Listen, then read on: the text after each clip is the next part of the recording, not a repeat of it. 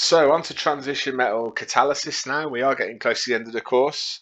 That stuff on the left there is vanadium oxide. That's one of the chemicals that we're going to think about in some detail in this topic. There's about 2 lessons worth of note making here. We definitely wouldn't get this done in one lesson at school typically. We're going to break it down into a smaller bit, which is heterogeneous catalysts, and then a bigger bit, which is homogeneous catalysts. We'll run through it in this one video. I suggest that you take your time over this. There's a lot of detail, particularly towards the end of the video. So take your time with this. Make sure that you're really memorizing the equations that you see as we go along. We won't spend 5 minutes reading the specification now. Of course, you can pause it if you wish, or you can look at your own copy. But I've broken it down there into 2 sides, heterogeneous and homogeneous. Of course, we're about to define those. A lot of the detail, a lot of the equations that you need to memorize and be able to work with are in the homogeneous catalysis section. There's a lot more sort of qualitative discussion about things like surface area and so-called poisoning in the heterogeneous. So anyway, let's get on, and we'll have a look at this later on, and we'll see how far we've come through it. But as I said, it's about 2 lessons worth of work here.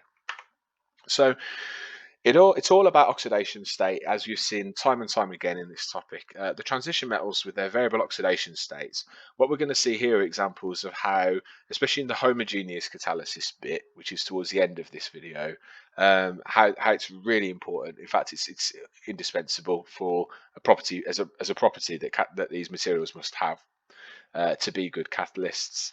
We also have met complex formation as well. We're not going to talk much about that today, but it is a thing that's worth mentioning as well. And as I've used then those 2 terms, homogeneous and heterogeneous, that's how we could classify or categorize all of our catalysts, right? So what do they mean? Well, they've both got the end, they're genius, but you've got homo and hetero.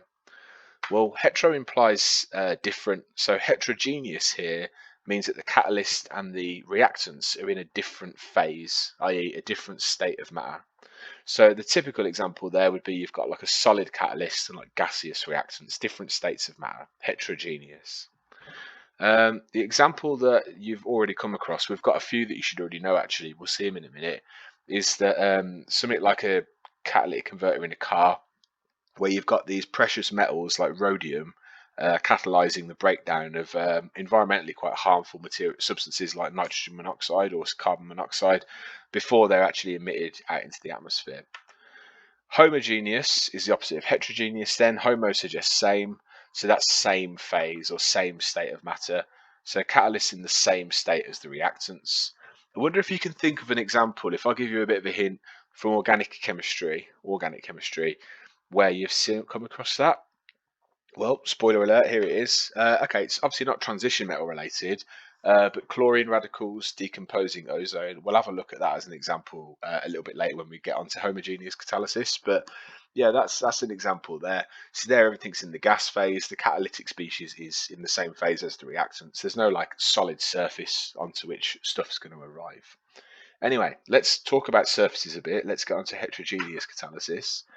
So heterogeneous catalysts are, as we've already said, they're typically, well, it's going to be different phases, but typically that's going to be a solid catalyst and then a fluid of some sort, so a liquid or a gas or a solution for the reactant medium.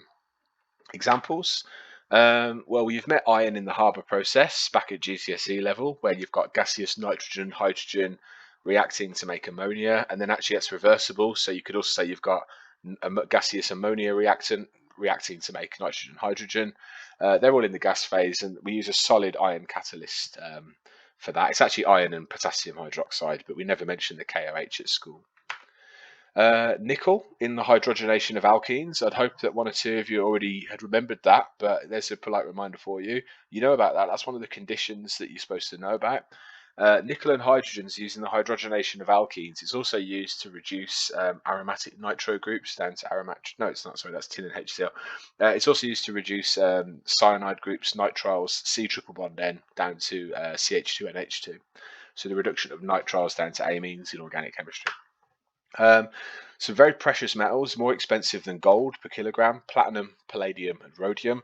Those are used in the catalytic converters of cars, as we said a minute ago, to turn substances like carbon monoxide, nitrogen monoxide, and so forth into well, nitrogen, carbon dioxide mostly, less environmentally harmful. Obviously, CO2 is an issue. And one that you don't already know about, vanadium pentoxide, V2O5. You got vanadium in the +5 oxidation state there. That's what that yellow stuff was that was on the first slide when we started the video. That's something that we're going to talk about, and we'll also have a look at what the contact process is. You may have come across that before, possibly. So, in general, we'll have a look at some pictures to help us with this in a minute. But in general, with these metals, well, they're not all metals, are they? Because that there is an ionic compound, or well, it might have some covalent character actually. But vanadium oxide, for these solid species, what happens is the reactants, we say adsorb, basically stick to the surface of the catalyst. We'll have a look at some pictures in a minute. While on that surface, the reactants change. Bonds break, bonds form, reactants turn into products.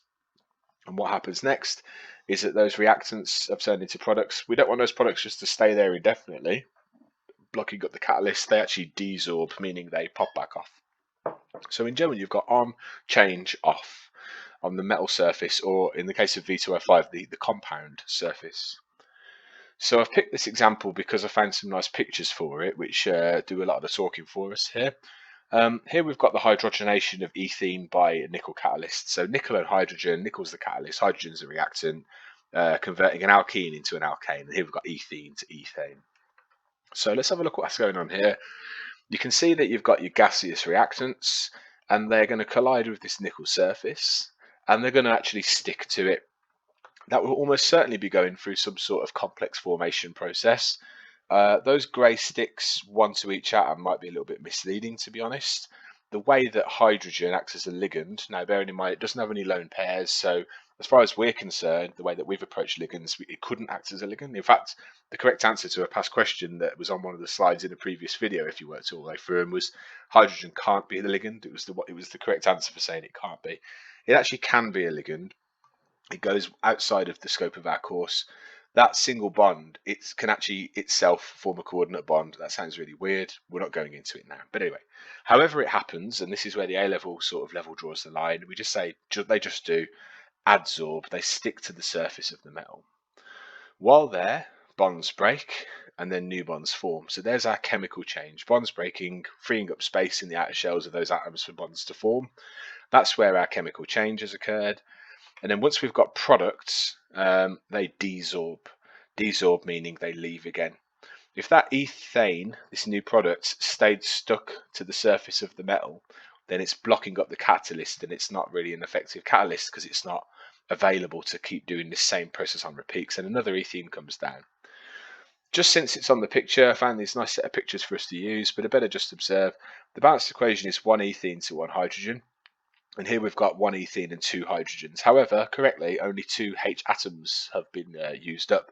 Presumably those 2 remaining hydrogens, those 2 half H2s, at either end, or H's I should just call them now then, would be involved in a reaction when a second ethene comes down. But the overall reacting ratio would be exactly as what it would be for the uncatalyzed reaction. So we've got this process again, adsorption, which means arriving and sticking to the surface of the catalyst, whatever it may be, a metal or a compound.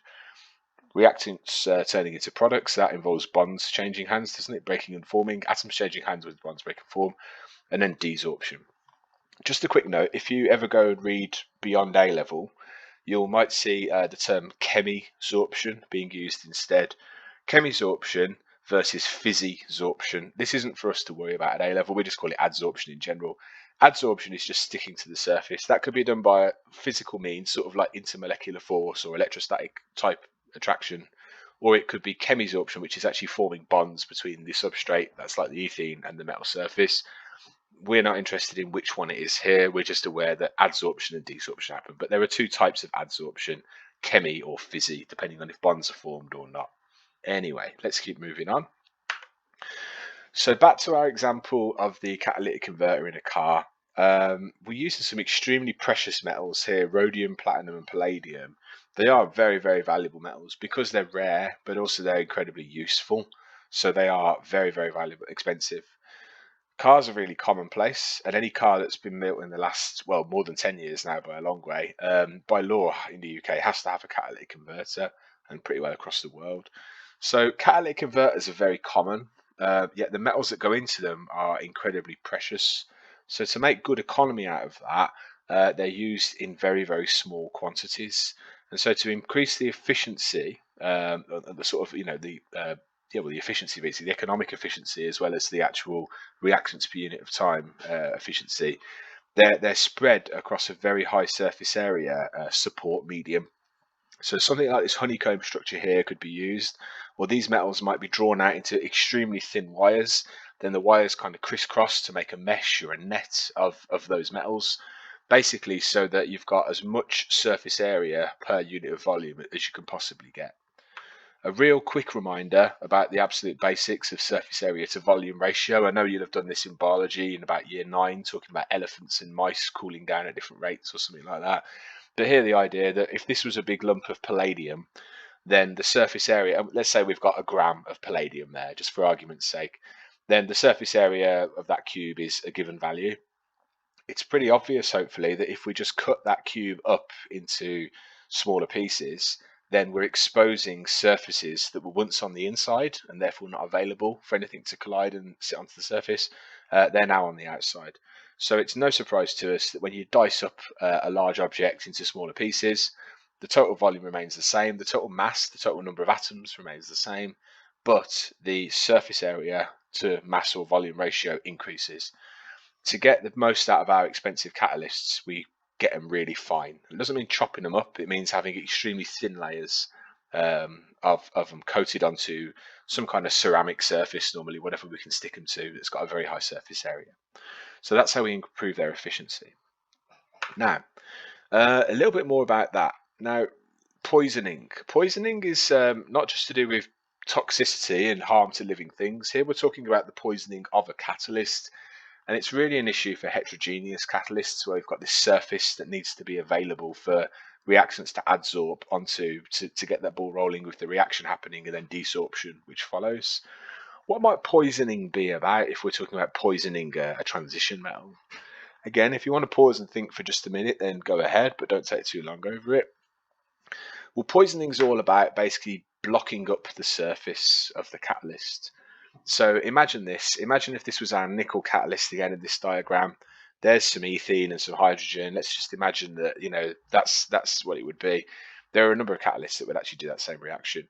Here we've got a big unwanted, unwelcome sulfur atom. So for example, maybe the hydrogen that's going into the ethene plus hydrogen makes ethane reaction. Maybe the hydrogen's from natural gas and maybe it hasn't been purified very well, and there are still sulfur containing compounds in there, maybe a bit of SO2 from whatever the high temperature, there are impurities in there. Sulfur is a classic example because sulfur forms pretty strong bonds with many metals, particularly transition metals it seems. And so you often get metal sulfides or sulfates or sulfites, basically unwanted compounds which are forming with the catalyst. So rather than having this nice metallic nickel catalyst available, you've now got nickel sulfide or nickel sulfate or nickel something that shouldn't be there and can't act as a catalyst. So having unwanted reactions happening because you've got impurities basically leads to either those impurities directly or products of reactions that shouldn't have happened building up on the surface. And remember, because it's all about surface area being available for adsorption, reaction followed by desorption, that's a problem.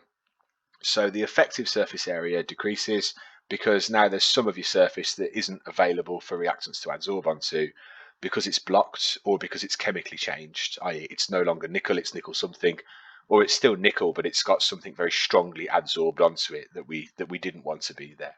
So hopefully you can see the problem there. The only way around poisoning really, well, you've got two options. You either make sure that reactants are truly pure before they go in, or as close to pure as you can get.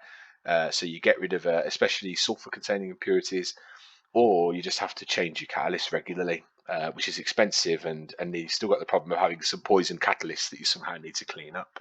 Anyway, so that's what poisoning is. Be aware of that. Now, this is one that is actually specified for us on our course. We're going to look at it in more detail than you need. I'll make sure it's clear what the level is. I think really this is a case of you just being aware that iron is the catalyst in the Haber process, because we don't do the Haber process anywhere else in A level officially, though obviously we do reversible reactions in Le Chatelier and KC, but you don't have to do the Haber process. It's a gas phase reaction, as is being reminded to you there. It's reversible, which gives us a convenient opportunity to talk about speeding up both reactions equally. Fritz Haber, there we go then, one of the most important chemists of the 20th century. So because this reaction is reversible, that means that the catalyst will increase the rate of the forward and reverse reactions equally. So increasing the quantity of catalyst doesn't cause a shift in equilibrium, remember. All it does is it speeds up both reactions equally, and so the system reaches equilibrium sooner. That's all we can say about that. It's an Fe catalyst. It's actually Fe and other substances, which are called promoters, but we're just going to say it's iron, full stop. It's obviously a very, very important reaction, this one, because it makes ammonia. Ammonia is toxic. However, ammonia can be then used to manufacture fertilizers such as ammonium nitrate, which basically go on to so-called feed the world. Just out of interest for you, a little bit of trivia to get your attention. Fritz Haber won the Nobel Prize in 1918 for that, for his work on the Haber process, I think, which he did in about 1914. The other thing that he's really famous for is being the godfather of chemical weapons. Now, it's undeniable that Fritz Haber's contribution to the world has been significantly positive when it comes to looking at, the fact that he came up with this way of us basically making lots of fertilizer and not having as much famine in the world as there would have otherwise been. But unfortunately, he was also quite enthusiastically involved in the use of sort of chlorine in the First World War. Anyway, there you go. So a double-edged sword there, but undeniably positive about the Haber process. But be aware of the rest of his legacy to humankind, chemical warfare. Now, this is extra. This chap on the right there, Gerhard Ertl, his Nobel Prize a lot more recently than Fritz did.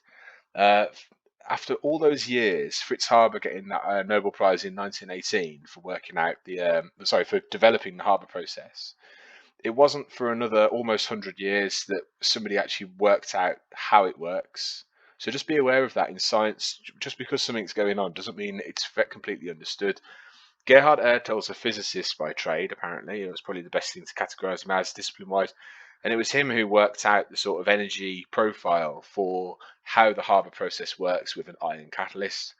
Now, this is extra, as I've said, but we appreciate that sort of GCSE textbook statement that catalysts speed up reactions by providing alternative routes of lower activation energy. There we've got on the left-hand side nitrogen, hydrogen. It's an energy level diagram, as you can probably tell. Exothermic reaction, forward reaction making ammonia. So ammonia is slightly lower in enthalpy. Big activation energy hump going along the top there, spread out so that we can get all this detail below that we'll come to. Big activation energy hump for the uncatalyzed reaction. The catalyzed reaction happens in many steps. It must do. I mean, we've got a number of reacting particles here.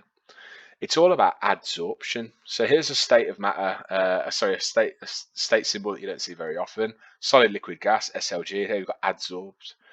So apparently what happens in this mechanism is that nitrogen and hydrogens both adsorb onto the surface of the iron.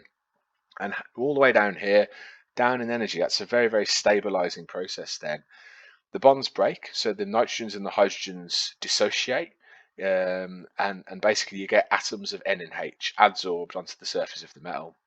And then in a sequence of steps, each with their own activation energy, but much smaller than the big one over the top if it was uncatalyzed, that NH3 molecule gets built up. So those adsorbed atoms form a bond, an NH bond, then a second NH bond is formed, then a third NH bond is formed, and that gives us ammonia adsorbed.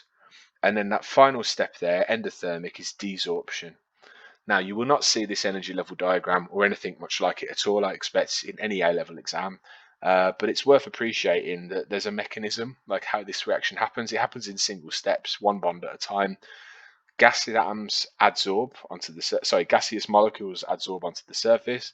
In that process, it seems that they also get bonds broken, and you get atoms adsorbed. And then through a sequence of steps, chemical changes, we get which are bond formations. We get our ammonia adsorbed, which then desorbs off, and there's our product. The combined activation energy is much lower for the catalyzed reaction, the one that goes via this adsorption route, than the uncatalyzed reaction that can't go via an adsorption route because there's nothing to adsorb on because it's uncatalyzed. So that massive difference in activation energy, big or small, indicates that, that's how it works. Anyway, that was a bit of extra. I want you to switch back on now if you started to fade out a bit there, because this next bit's very important. Now, we're still on heterogeneous catalysts here. We're still talking about catalysts which are in a different phase to the reactants, and that catalyst is a solid. Now, the contact process, you might have come across this before in lower school, or you might have never heard of it. Depends on what you were doing in year 9. But the contact process is the industrial process that makes sulfuric acid, which is another one of the most important chemicals in the world, because it's used in so many other processes for making so many things that modern life depends upon, the modern industry depends upon. So about 250 million tons of sulfuric acid are made every year, and pretty well all of it's made via the contact process. So let's have a look at the sort of reactions in the contact process, and then we'll have a look at where this V2O5 vanadium pentoxide catalyst fits into it all. So the raw materials we start off with are just sulfur and oxygen. Burn sulfur, well, melt your sulfur, spray it into a hot beam of jet of oxygen, and you get lots of SO2. That SO2 isn't that useful for making sulfuric acid, so what you have to do next is oxidize it, and then we're much closer. That reaction's got quite a high activation energy. So for sulfur dioxide to be turned into sulfur trioxide, you can't just heat up some SO2 in air. You won't get much happen. It needs a lot of help. But once you've got your SO3, your sulfur trioxide, just bubbling that through water, you get an acid-base reaction. Again, thinking about periodicity for a minute, that's a period 3 oxide there. It's going to react with water to make an acidic solution. SO2 would make H2SO3 in theory. It's that middle step though, it's that sulfur dioxide being oxidized from sulfur 4 up to sulfur 6. It's that reaction which is catalyzed by vanadium oxide. So that's the bit that we're going to focus in on. Strictly speaking, all 3 steps from start to finish are the contact process, with all the industrial, do actually what they do there in practice. That's the whole thing, is the contact process. However, if an exam question asks you write an equation for the contact process, write this one in the middle. It's the one that's catalyzed in the contact process. There's our V2O5 catalyst then. Again, it's a powdery solid, yellow, as you can see there. We saw another vanadium 5 species in a recent video that was also yellow. This is a different vanadium 5 species. It's V2O5, but it's obviously, well, by coincidence, or maybe not, it's yellow. It's got this interesting shape. It's got a big hole punched through the middle and this kind of daisy shape, simply to increase the surface area, so we get more out of the catalyst per unit of time. Now, let's have a look at some reactions. There's the overall reaction for the there's the first step. Now, let's just remind ourselves, the equation in completeness is SO2 plus half an O2 makes SO3. Or if you prefer, 2 SO2s plus O2 makes 2 SO3. Remember that half there doesn't mean half an oxygen molecule. It doesn't mean an O atom. It's just a 1 to half to 1 ratio, or 2 to 1 to 2 ratio. Vanadium oxide is going to sort of worm its way into this equation. We're going to see this exact same reaction overall happen, but the catalyst is going to help it along. So SO2 becomes SO3 with the help of, well, by gaining an O atom from an oxygen molecule. So in the first catalyzed step, V2O5 itself reacts with SO2. So there's no O2 appearing in the reactants there. V2O5 gives one of its oxygens up. Now I should bear in mind this is an ionic structure, probably with a lot of covalent character, but an oxygen atom is lost by the catalyst per unit of SO2 that gets reacted. So we've just seen the catalyst change there. The catalyst did get used up. It's no longer V2O5. We have produced SO3. Then in the second step, that V2O4 species, which we could call an intermediate, is then re-oxidized. There's also oxygen present because we've put sulfur dioxide, O2 together, and we're hoping to get SO3. The oxygen which is present can react with the V2O4, turning it back into V2O5. So this catalyst did get used up, but then it got reformed again. So there was no net change in the quantity of catalyst present in the system over time. And if we look carefully, you can see that per balanced unit here, SO2 plus half O2 were used up. So a mole of this and half a mole of that, an Avogadro of that and half an Avogadro of this, and an Avogadro, i.e. a mole of SO3 were formed. So the overall combined equation, V2O5 was used up but then reformed, V2O4 was formed but then used up. They cancel out completely, and the overall equation does match what was on that original equation. We'd expect the sulfur dioxide and O2 to have adsorbed, SO3 to have desorbed, just to use that terminology again. And there it is. It's the same combined overall equation as what it should be.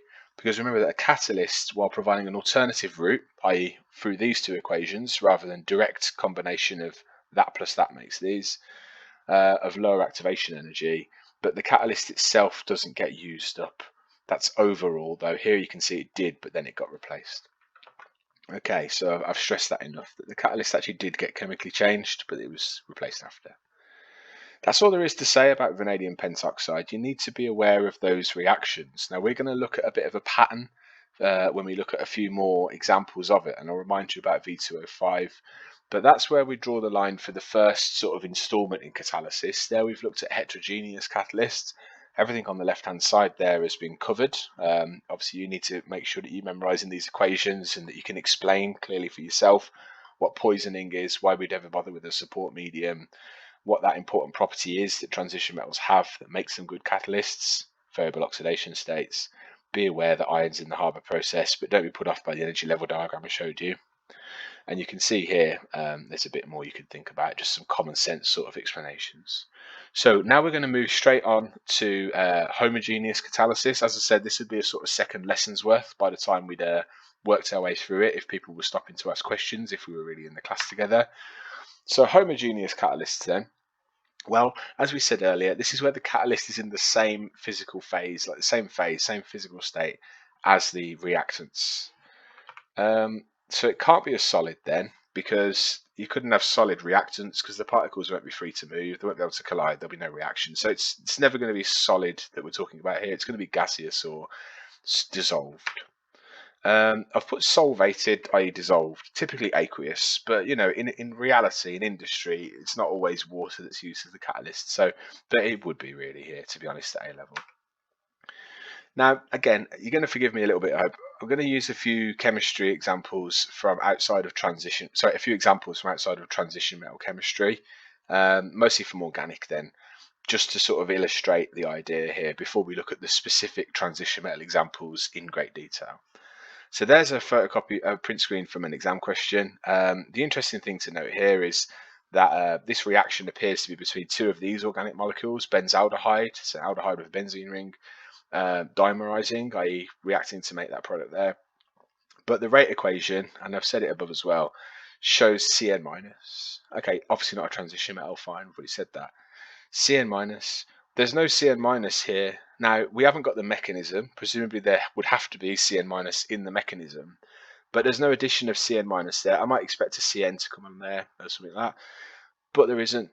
Now, therefore, we might expect this species here, which is not a reactant, hence not being in the balanced equation, but appears in the rate equation, it must be a catalyst.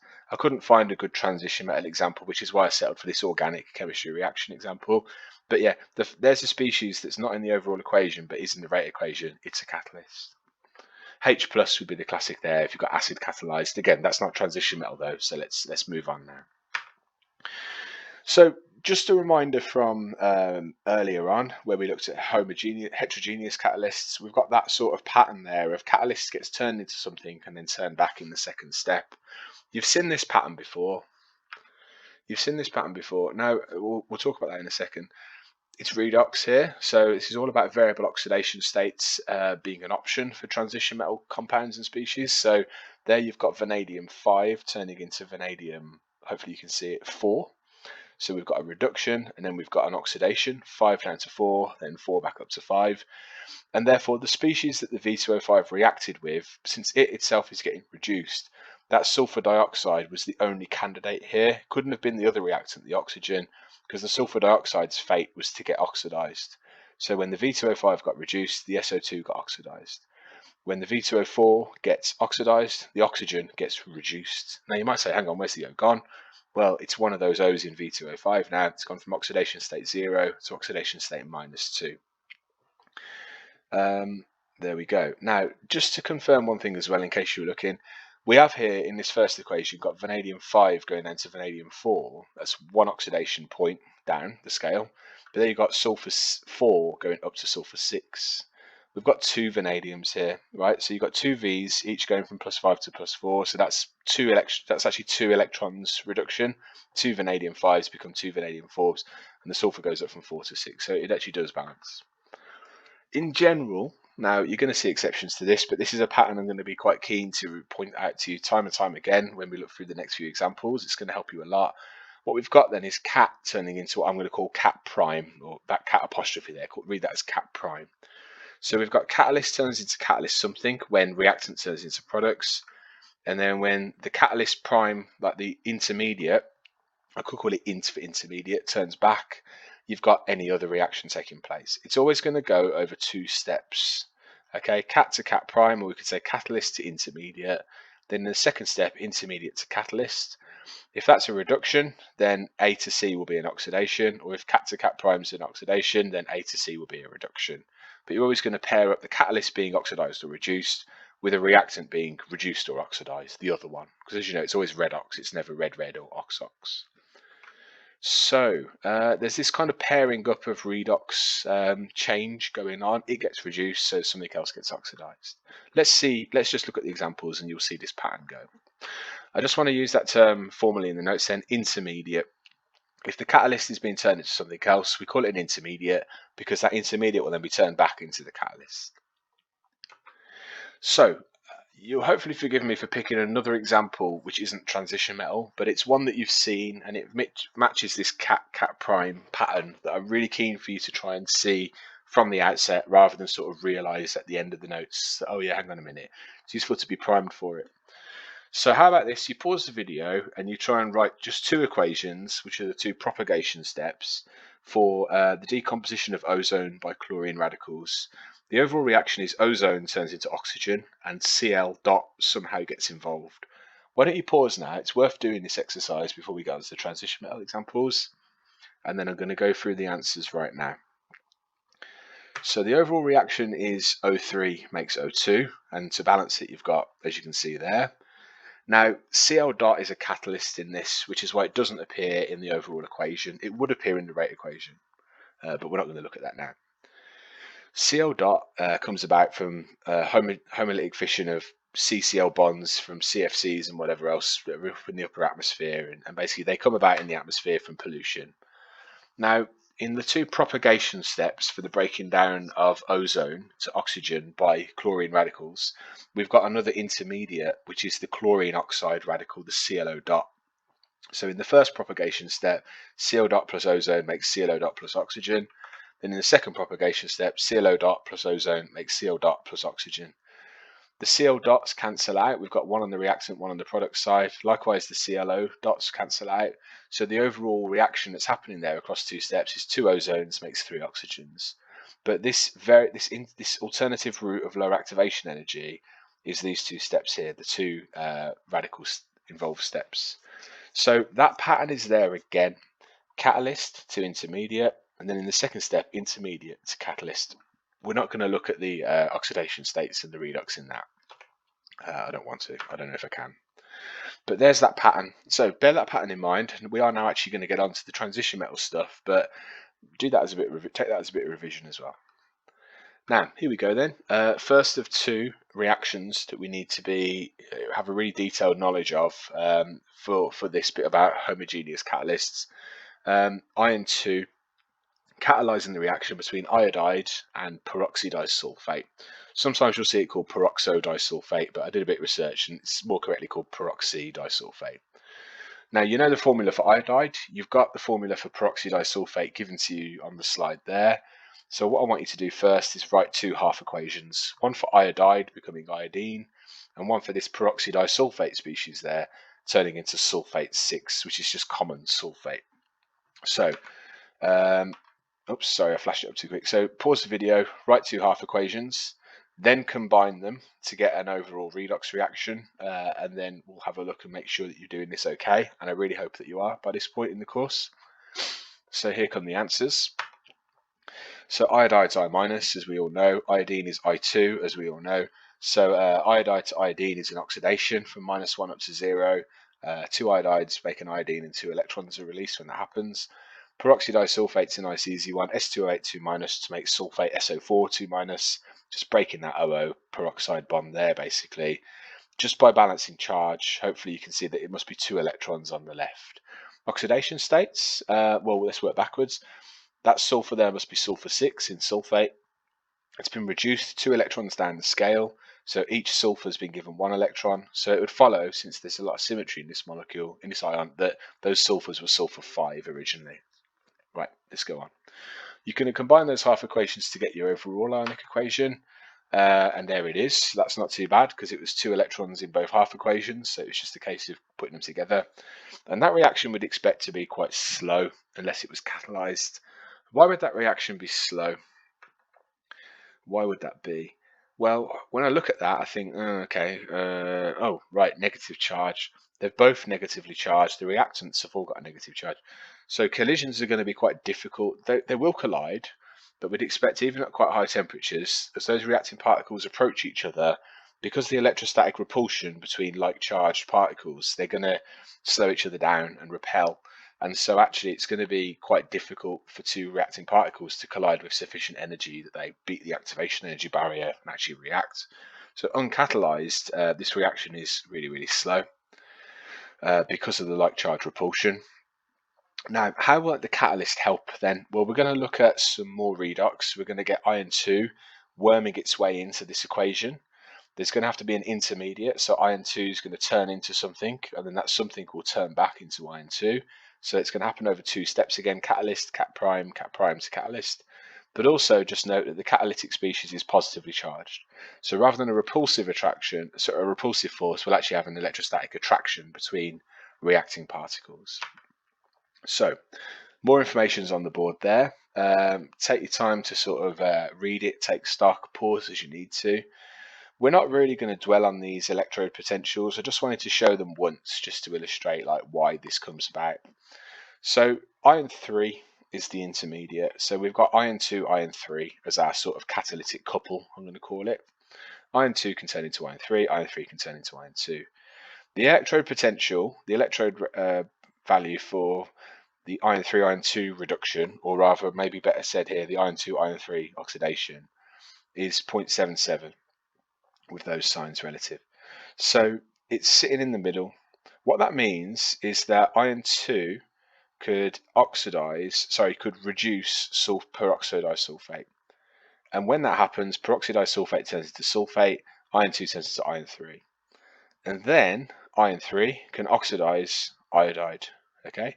And then when that happens, it goes back. So the iron species is going to keep flicking between these 2 states, iron 2, iron 3, iron 2, iron 3. But the only way it flicks between is to reduce S2O8 or to oxidize iodide.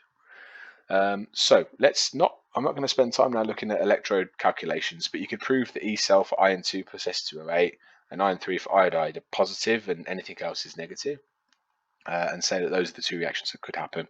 Basically, because it sits in between, it'll work, and because of the way that it's oriented. So Fe2 plus will reduce peroxydisulphate, iron 3 will oxidize iodide. So the intermediate's iron 3, the catalyst is iron 2. That's assuming that we add the iron 2 first. So what I'd like you to do now then is, as before, take those 2 half equations that we worked out, and I want you to see if you can, with the consideration of these iron 3, iron 2 half equations, put them together. So what we're going to do now is construct 2 new ionic equations. Rather than the one that gave us this overall reaction a moment ago, we're now going to get the iron in there. So the S2O8 and one of the iron species, the iodide and one of the iron species. Write 2 new complete redox equations, so ionic equations, where you've accounted for the number of electrons, and you get 2 whole equations now. And these will be what we call our catalytic steps, or the catalytic action.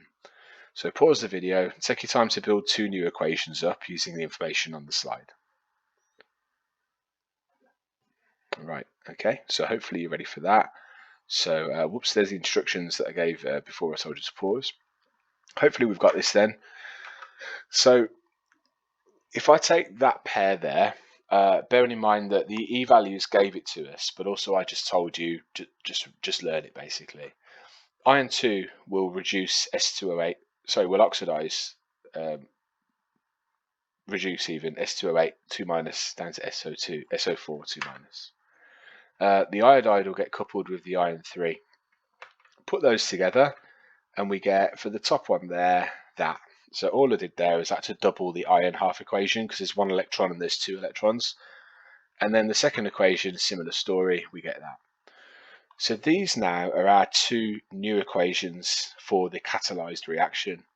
As always, those two equations should combine to give the overall uncatalyzed equation because, once again, catalysts don't affect the overall balancing of the equation. It's the same outcome, they just find an alternative route to get from start to finish, but the start and finish themselves, the reactants and the products, don't change. So S2O8 turns into SO4 because iron 2 gets involved, iodide turns into iodine because iron 3 gets involved.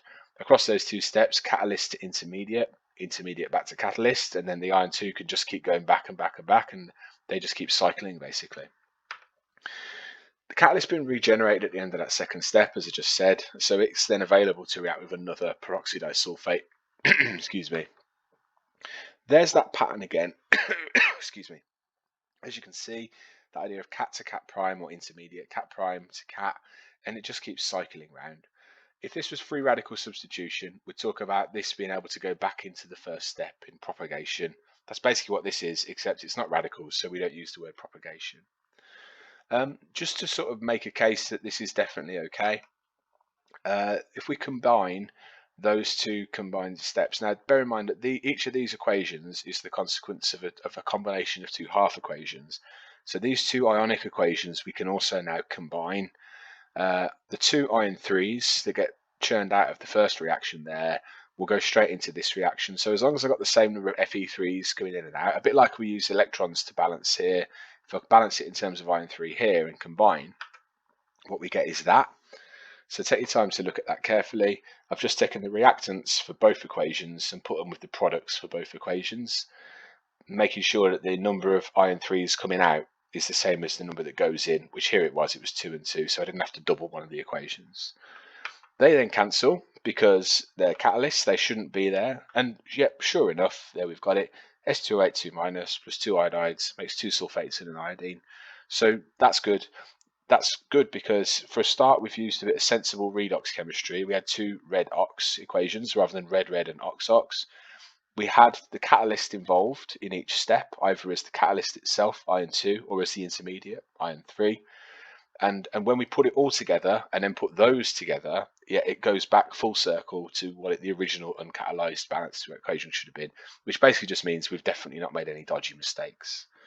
So what we have then, I think we need to move on to the next and final example now, is in those two combined ionic equations there, that's what we call the mechanism or the catalytic action. It's the equations that show the catalyst doing its job.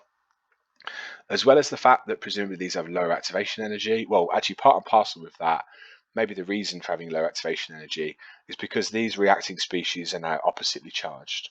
So we're not requiring negative ions to come together. We've now got positive and negative ions. So there's going to be an attractive force there. It's going to be much easier at a given temperature for successful collisions to occur because there's not that barrier of repulsion to contend with as well. Moving on to the second and final example in this catalysis topic, and the second example of a homogeneous catalyst. We're going to talk about, well, quite a lot of manganese now, so brace yourself for this. Maybe go and have a quick break and a cup of tea before you listen to this if you're working from home. So manganese 2 is the catalyst for the manganate C2O4 2- reaction. It's our friend ethanedioate again, also known as oxalate. We've seen it as a ligand. We met it in redox titrations. Here it is again. In fact, this reaction is the redox titration equation reaction. It's manganate plus C2O4 2-. Didn't tell you this at the time, but it turns out that in that redox titration reaction, there's actually a bit of catalysis going on. So manganese 2 is a product of this reaction, and yet it's also a catalyst of this reaction. So it's self-catalyzing. The other species that we need to be aware of, I did say there'd be a lot of manganese here, is manganese 3. So our cat and our cat prime are manganese 2 and manganese 3. Manganese 3 is the intermediate. As well as manganate, which is a reactant, and manganese 2, well, you'll see, there's a lot of Mn in this, so we've got to really be careful to keep track of it. First thing to do, and you've already done this when you did redox titration, so hopefully it won't take you that long, is just write two half equations, one for manganate turning into manganese 2, We met that in the in the redox titrations. One for ethanedioate turning into carbon dioxide. I know that you've already done this, but can you write those half equations out again? Then do what we did for redox titrations as well, combine them to get the overall ionic equation. And we'd say that that's for the uncatalyzed reaction, which is also the reaction that will get catalyzed and balanced to the same. Pause now, don't take too long on it, but two half equations and a combined half equation for just the manganate C2O4, just the standard one that we've done before. Okay, time's up. So that will be those. So manganate, manganese 2, 5 electron reduction, 8 H pluses. And again, we're familiar with it already. C2O4 2 minus to CO2. That's a reduction. Sorry, that's an oxidation. Carbon 3 to carbon 4 twice. So that's there it is. So to combine it, we've got this. Now, as we said then, that's our uncatalyzed reaction. It's also, I've got to be careful when I say it, it's the reaction that will be catalyzed and come out to be the same overall combined. But we're now going to get manganese 2 and manganese 3, the catalytic species and its intermediate, to worm their way into this again. Bear in mind that manganese 2 we've identified as the catalyst, hence the title of this slide. Manganese 2 will get oxidized up to manganese 3. So when manganese 2 acts as a catalyst, it's going to go with something else that gets reduced so that you've got red and ox. And then in that second step, when the intermediate turns back into the catalyst, when manganese 3 turns back into manganese 2, that's a reduction. So it's going to have to go with something from this overall equation that gets oxidized. So you haven't got red, red or ox, ox again. Let's keep working on this. So there's the overall equation for just the reaction that gets catalyzed. The idea is that, manganese 2, which is actually a product but will be a catalyst as well. This is what we said, a self-catalyzing reaction. And when that happens, manganese 2 catalyst turns into manganese 3. And because the manganese 2, I've already said this, but because the manganese 2 is a product, but it's also a catalyst for the reaction that makes more of itself, this is auto or self-catalyzing. So autocatalysis, auto implies self, okay? Automobile, something that self-moves, like it's a car. Moves itself because it's got moving parts. So auto suggests self. Right, now, if I give you these 4 half equations then, the two that you hopefully derive for yourself, manganate to manganese 2, ethanedioate to carbon dioxide, then I've just broken down what we've said about the catalyst and the intermediate, the manganese 2 and 3, into 2 separate half equations. Manganate to manganese 2, obviously a reduction. C2O4 to CO2 is an oxidation. Manganese 2 to manganese 3 is an oxidation. Manganese 3 to manganese 2 is a reduction. What we need to do is take one of the half equations from the original reaction and combine it with one of the half equations for the catalyst intermediate, and then splice them together to make 2 new ionic combinations that show the catalytic action. Well, the manganate going to manganese 2 being reduced means that we need an oxidation, so that's the manganese 2 to manganese 3 then. So we've got reduction, Mn5 down to manganese 2, reacting with manganese 2 going up to manganese 3. Let's see if we can keep track of all of this. So what I want you to do is combine a catalyst half equation with a reaction half equation twice, so 2 redox ionic equations to get 2 completely balanced total equations. Pause the video, see if you can piece it all together. Okay, I'm going to move on.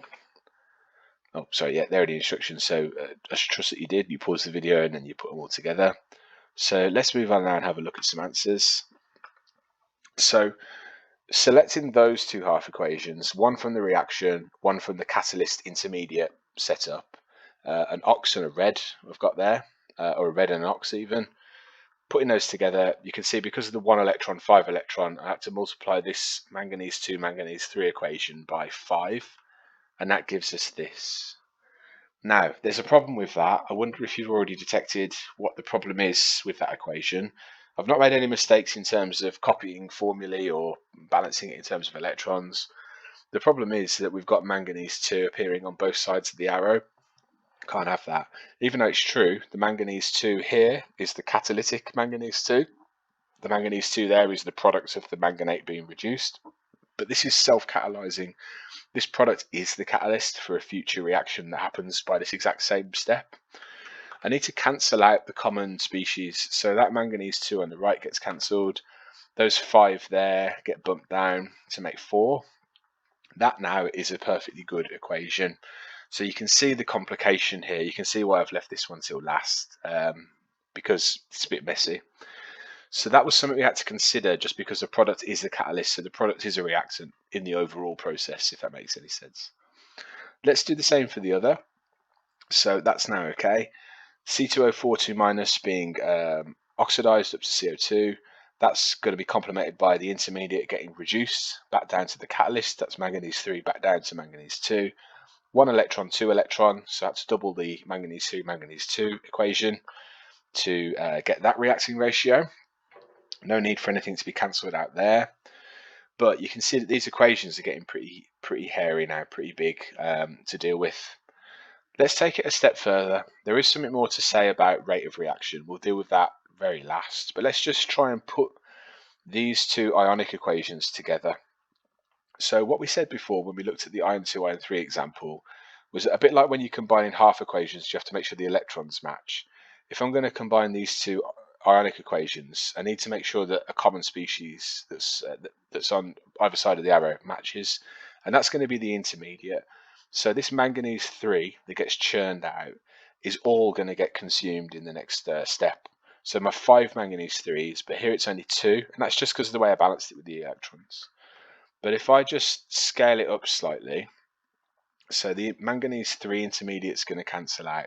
So I've got 5 here and 2 there. So if I multiply this equation by 2 and the ethanedioate carbon dioxide equation by 5, then that'll work. So let's just see. This is purely just sort of to prove the concept. We're going to go full circle and confirm with a horrendously complicated looking equation that we actually do match this, which is good, despite this confusion with manganese 2 cancelling because it's a reactant and a product. A reactant in the terms that it's a catalyst. So what I've done there is, having doubled the top equation, that's the catalytic action of manganese 2 on manganate, and multiplied by 5 the bottom equation, which is the catalytic action of manganese 3 on ethanedioate, and then combining all those reactants and all those products, I get that, which is horrendous. I've tried to colour code it to make it slightly clearer. Now let's play the game of cancelling out all the common species. I multiplied 2 and 5 to make the manganese 3s match, so sure enough, they will cancel. If they didn't, then I've just got it wrong. What about manganese 2? Well, overall, manganese 2 is increasing in quantity. Yes, it is a catalytic species, but it's also a product. So unlike the iron 2 example, where it should have completely cancelled out, here it should be there is a net increase in manganese 2 because it's a product. It just happens that that product's also the catalyst that goes by these two steps that we've worked out. So I look at my equation. I've got 8 manganese 2s on one side, I've got 10 on the other. So if I cancel out those 8 and knock down the 10 to 2, then woot, there you go. That's good.